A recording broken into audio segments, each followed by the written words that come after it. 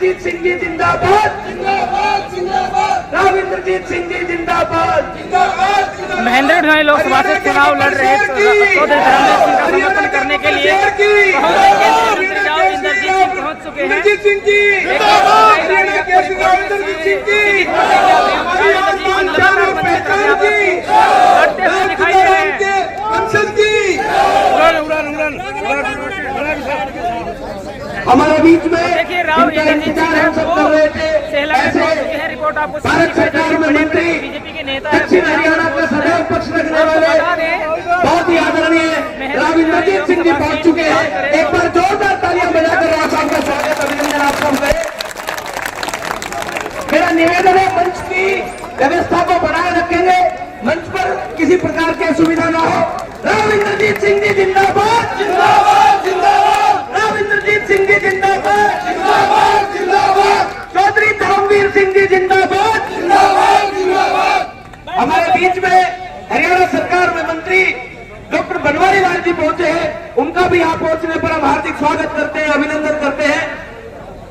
हमारे बीच में महेंद्रगढ़ भिवानी लोकसभा के बहुत ही आदरणीय प्रभारी, कोसली से बहुत लोकप्रिय विधायक श्री लक्ष्मण सिंह यादव जी पहुंचे हैं, उनका भी यहाँ पहुंचने पर हम हार्दिक स्वागत अभिनंदन करते हैं। मंच पर केवल विधायक, पूर्व विधायक इस प्रकार के व्यक्ति रहे, सबसे मेरा आग्रह है मंच की गरिमा को बनाने में सहयोग करें, मंच की व्यवस्था को बनाने में आपसे मेरा आग्रह है, मंच की व्यवस्था बनाने में सहयोग करें।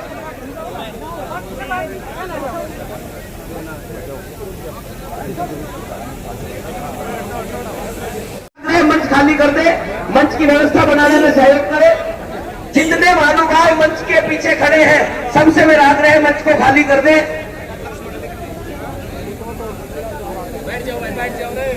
इंद्रजीत सिंह जी को एक मान सम्मान की पगड़ी पहनाकर उनका सेवन की इस पवित्र धरती पर पहुंचने पर हार्दिक स्वागत करें, अभिनंदन करें।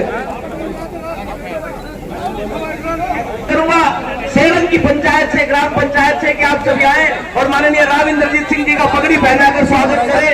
स्वागत की श्रृंखला में पोता, पोता के बाद नोटाना, शाना, बाबोर, खेड़ी तलवाड़ा, अगिहार, सीथोली, चांगरोड, टाबोर और कैमला पहनाकर स्वागत अभिनंदन करें। राव इंद्रजीत सिंह जी जिंदाबाद, राव इंद्रजीत सिंह जी जिंदाबाद। ये जितने नाम मैंने बोले हैं, उन सबसे मेरा आग्रह है, उन सब गांव की ग्राम पंचायतें आए और माननीय राव इंद्रजीत जी का स्वागत अभिनंदन करें। स्वागत कर चुके हैं वो तुरंत मंच को खाली कर दे, किसी प्रकार की व्यवस्था ना हो, इसका ध्यान हम सब रखें। स्वागत के तुरंत बाद मंच खाली कर दे, ऐसा आप सबसे आग्रह है।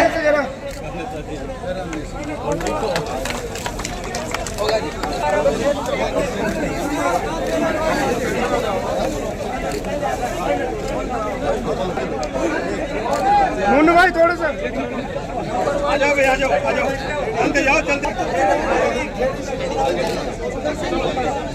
जो भी स्वागत कर ले उनसे मेरा आग्रह है तुरंत प्रभाव से मंच खाली कर दे। अगली ग्राम पंचायत आकर राव साहब का स्वागत कर सके, ऐसी व्यवस्था बनाने में सहयोग करे। आए और माननीय राव साहब का पगड़ी पहनाकर स्वागत अभिनंदन करें। कैमरा की सरपंच और जिले के उपाध्यक्ष डिम्पल जांगड़ा जी, माननीय राव साहब।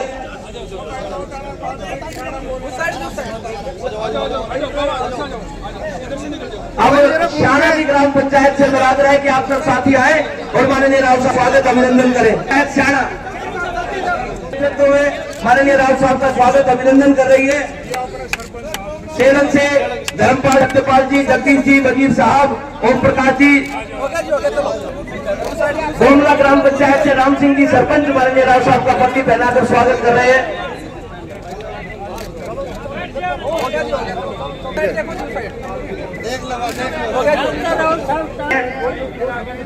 राजपूत जी के नेतृत्व में ग्राम पंचायत पाथेड़ा की टीम माननीय राव साहब का स्वागत अभिनंदन कर रही है।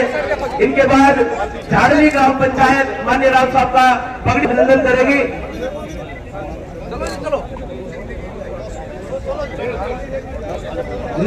बारडा विधानसभा से हमारे बीच में पहुंचे, वो भी पगड़ी पहनाकर स्वागत अभिनंदन करें।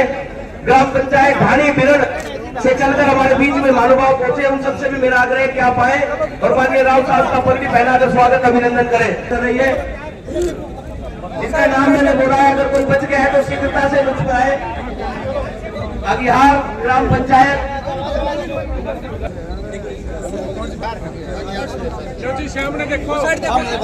सेरन से भाई विकास भाई बात है। भाई साहब थोड़ा सामने एक बार भैया, पीछे हेलो। ठीक है जी, उधर हो जाओ यार, धीरे धीरे यहाँ पे ठीक है जी। जिला पार्षद बागोद भाई लीलाराम जी, वार्ड नंबर 6 से जिला पार्षद।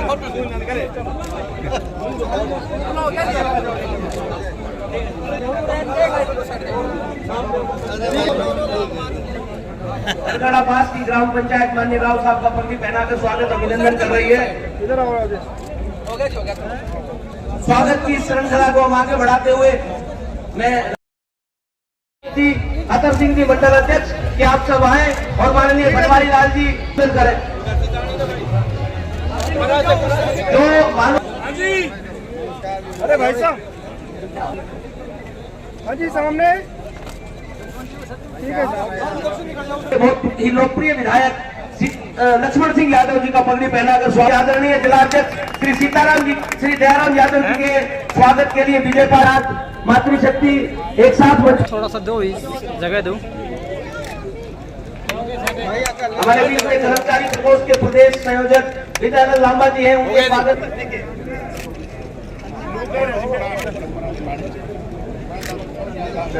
और अन्नू सेड़ल जी कि आप आए और पगड़ी पहनाकर माननीय विधायक सीताराम जी का स्वागत करें। रोशनलाल जी का पगड़ी पहनाकर स्वागत अभिनंदन करें।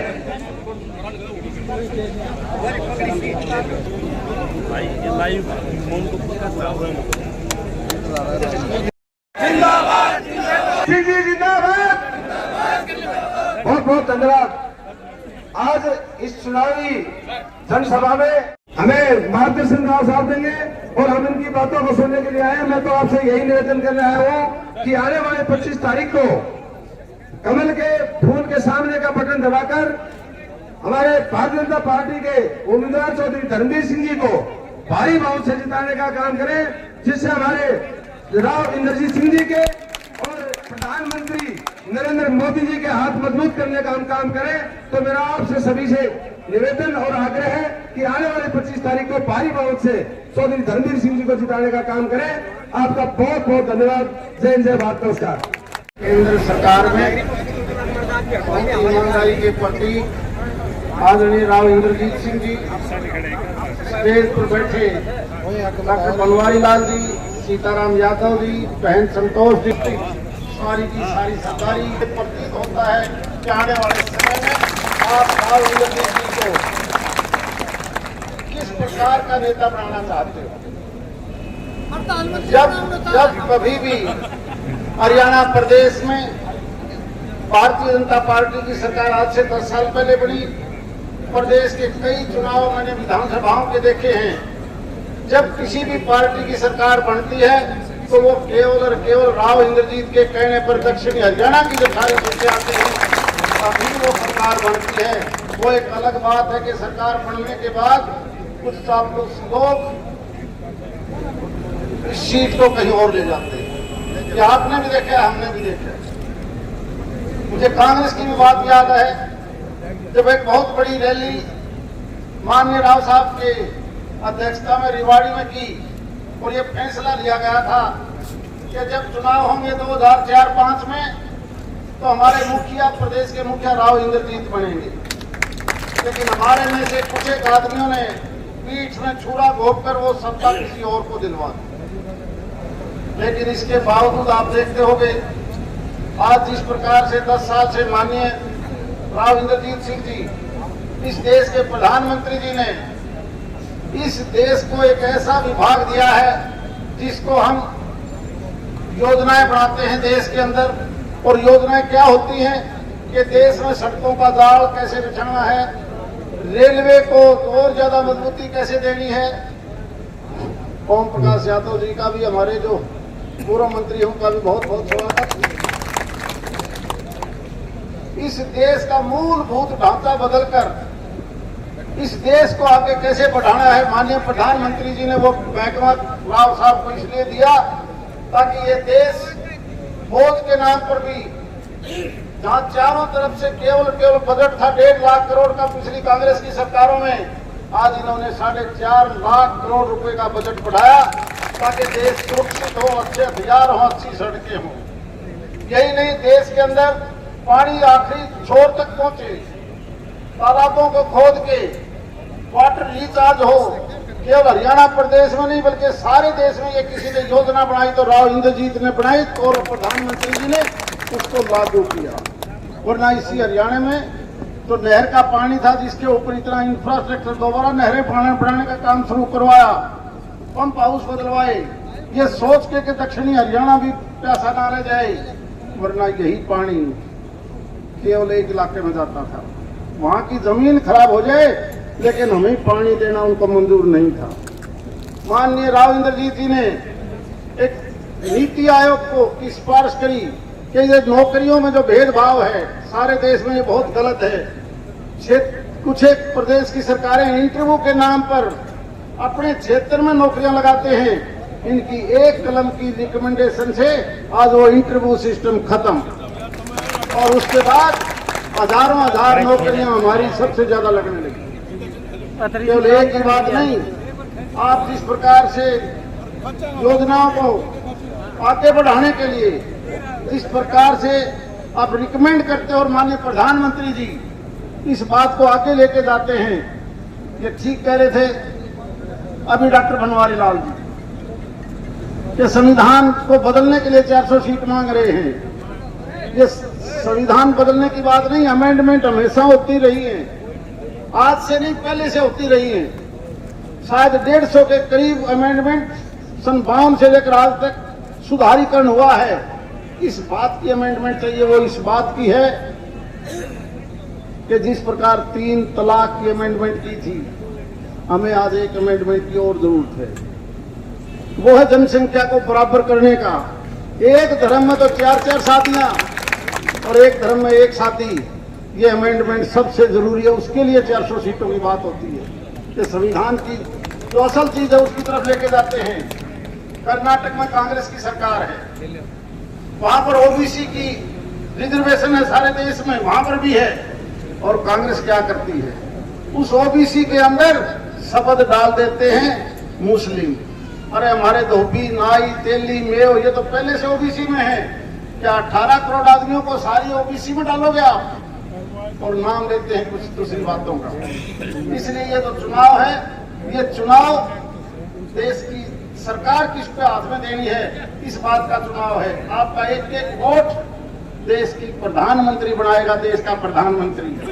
और दूसरे लोगों से जरा पूछ के देखो तुम्हारा वोट किसको जाएगा, नाम तो बता दो प्रधानमंत्री कौन बनाएगा। अब कहते हैं हमने तो, कांग्रेस के लोग क्या कहते हैं, हमने बनाने तो मतलब कौन है, हमने तो खत्म करने का मतलब है। अरे देश को खत्म करोगे तो देश इतनी तेजी से आगे बढ़ा है। मुझे याद है, बुरा मत मानना, हम जब हुड्डा की सरकार में थे, हुड्डा ने एक बहुत बड़ी रैली करी गोहाना में 2013-14 में, और हुड्डा कहने लगा ये मेरी तीसरी बार सरकार बढ़ेगी। हमने कहा हुड्डा साहब बढ़ तो जाती है, रैली आपसे कोई नुकसान करेगी, फायदा नहीं करेगी। बोले क्यों, नुकसान क्या है?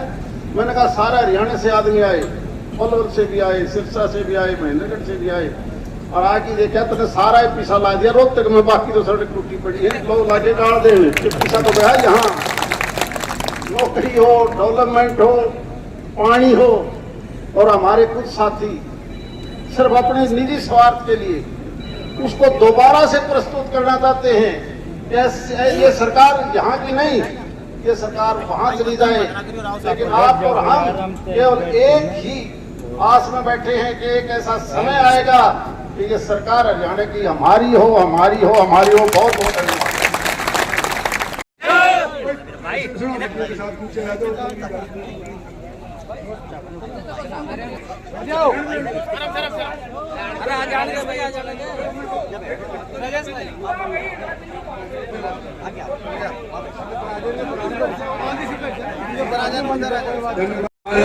माननीय प्रकाश प्रत्याशी जी,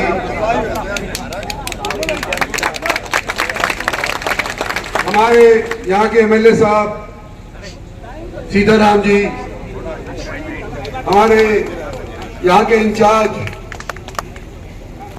और कोसली से एमएलए लक्ष्मण सिंह जी, हमारी भूतपूर्व एमएलए साहिबा और एक्स संतोष जी, ओम प्रकाश जी, कई लोग तो मुंह चाहे थे कि ये हो ही नहीं। किसने करवाया? हरियाणा के बीचों बीच पाक काट करके और चंडीगढ़ का सफर 3 घंटे कम कर दिया कि नहीं कर दिया? इसमें धर्मवीर मजीद कितने जाया करते थे? गडकरी के पास तो सैकड़ों बार गए होंगे। जब डेवलपमेंट नजर आने लग रही है, लॉजिस्टिक हब नांगल चौधरी के अंदर अपने आप तो पैदा नहीं हुआ ना। डेडिकेटेड रेल फ्रेट कॉरिडोर, ये गादरी यूपी से निकलने वाला था और कोटा राजस्थान से होता हुआ और ये जयपुर होता हुआ और फिर जाया करता था मुंबई। ये उनकी स्कीम थी। आज 2 लाख करोड़ रुपए से डेडिकेटेड रेल फ्रेट कॉरिडोर बन चुका है, तकरीबन 99%। राजस्थान से जाने की बिनिस्बत यूं कहा कि तुलना करो कि कितना खर्चा होगा अगर हरियाणा से जाएगा तो, और राजस्थान से जाएगा और इन नदियों के ऊपर पुल बनाने के बाद जाएगा, कोटा होकर के जाएगा तो कितना खर्चा होगा, और हरियाणा से जाएगा कितना खर्चा होगा। राइट्स नाम की एक बिल्डिंग बनाने वाली संस्था है रेलवे, उन्होंने फिर ये भापा कि खर्चा कम कहां से होगा। और भाई हरियाणा का खर्चा कम था तो यूं आज के दिन डेडिकेटेड रेल फ्रेट कॉरिडोर भी हर जमीन के ऊपर से जाने लगा है और लॉजिस्टिक हब नांगल चौधरी के अंदर आज के दिन उसी वास्ते के लिए बन के कर सकता है ये डेवलपमेंट मोदी सरकार। मैं यूं कहता हूं आपसे,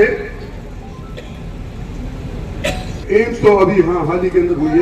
एक मेरे दिल में खलिश है थोड़ी सी, जब नाटनिया नाट रहे थे कि हमारे साथ गलत फैसला करवा दिया, नहीं हो सकता है, और उसके बावजूद लेकर के आया। कौन लेके आया? आपका अजीज, आपकी ताकत, आपका सहयोग, छत्तीस बिरादरी का। अगर मेरी आवाज के अंदर दम है तो आप लोग मेरे पीछे खड़े हो, मुंह जाकर के मेरी आवाज में दम है, मैं भी खुश हो गया। उस करने में कौन कौन कसर नहीं छोड़ी, सारे लग रहे थे। आज मैं कह रहा था मेरे दिल में खलिश है, ये 152 152D हाईवे तो बना दिया, और मेरे सहयोगी साथी बूढ़े जवान धूप के अंदर, तपती धूप के अंदर अभी डेरा डाले हुए बैठे हुए कि हम उसका काम नहीं करवा रहे। कट कहा चाहते हैं बागोत के अंदर। अभी यहाँ पे मेरे को बोल रहे थे, और बनवाई लाल जी के पास महकमा आ गया, शुक्र है PWD का, कि अगर ये रोड स्टेट हाईवे जी, अगर स्टेट हाईवे डिक्लेयर हो जाता है तो भारत सरकार को कट देना आसान हो जाए। बिल्कुल।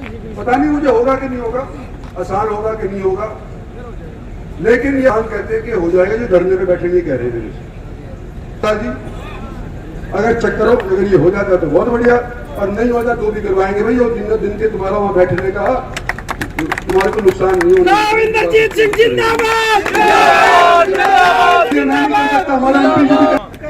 छोटी मोटी बात आपसे कहनी थी भैया, देखो सारे काम आप लाए, लेकिन धर्मवीर को भी तो आप ही लेके आए हो। हाँ कि धर्मवीर मेरे साथ रहा और धाम सिंह मैं बनाया, मैं तो छोड़ दिया के साथ जो करतूत होती रहती है, क्योंकि वो मेरा रिश्तेदार और जो मेरी बिरादरी का मेरी गैल रहेगा, जो मेरा ना रिश्तेदार और ना मेरी बिरादरी का मेरी गैल रहेगा। और हम दोनों मिल करके भैया 4 चांद लगा देंगे डेवलपमेंट के अंदर। रिजर्वेशन की डॉक्टर साहब पढ़े लिखे हैं, हमारे सबसे पढ़े लिखे ये डॉक्टर है, MBBS है। हम तो वकील हैं, लेकिन ये MBBS भी है और उनकी बिरानी के ये खुद कह रहे हैं कि रिजर्वेशन का ये शगुफा छोड़ा जा रहा है ताकि SC कैटेगरी के ऊपर ये दोहरे डाल करके उनको अपने अच्छा ले। SC तुम्हारे काम भी तो होंगे, डेवलपमेंट होगा।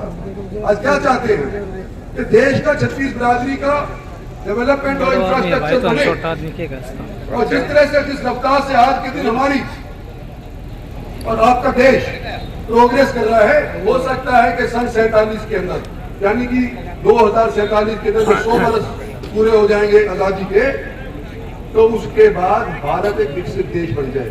तो विकसित देश बनाने के लिए 10 साल तो तुमने दे दिए, 5 साल और मांग रहे हैं। 5 साल में क्या जागो ना कुछ तो भाई बनाओ इन्हें। बना और पीछे से खड़ी मत दियो, तुम हम पीछे खड़े थे।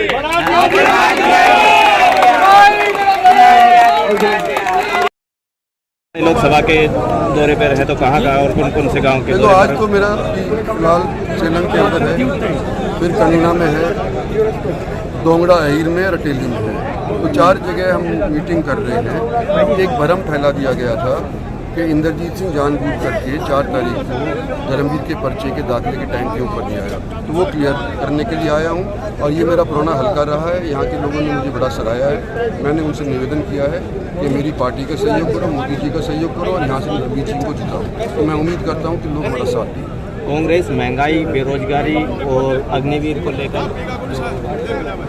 सवाल कर लिया था। उनका कहना है कि विकास नहीं हुआ, फिर अग्निवीर जैसी योजनाएं हैं उससे इलाके को लाभ नहीं मिलता। अहिरवाल उसको बंद की जाएगी। अहिरवाल जो है किसान और युवाओं का जवानों का वो है क्षेत्र है, लेकिन दोनों ही इधर हो ये सेना की रिकमेंडेशन है, हमारी पार्टी की रिकमेंडेशन है। बतौर पॉलिटिशियन, बतौर यहाँ के एमपी, मैं ये चाहता हूँ, ये भी ये चाहता है कि पुरानी प्रोफेशनल आर्मी हमारी थी, उस तौर के ऊपर इसको दोबारा से रिजरेक्ट करा जाए। तो अब ये हमारी सरकार इस बार बनेगी तो हम अपनी बात को पार्टी से मनवाने का पूरा प्रयास करेंगे। सर, 4 तारीख का निमंत्रण नहीं मिला आपको, तो क्या भीतर घात का चलो।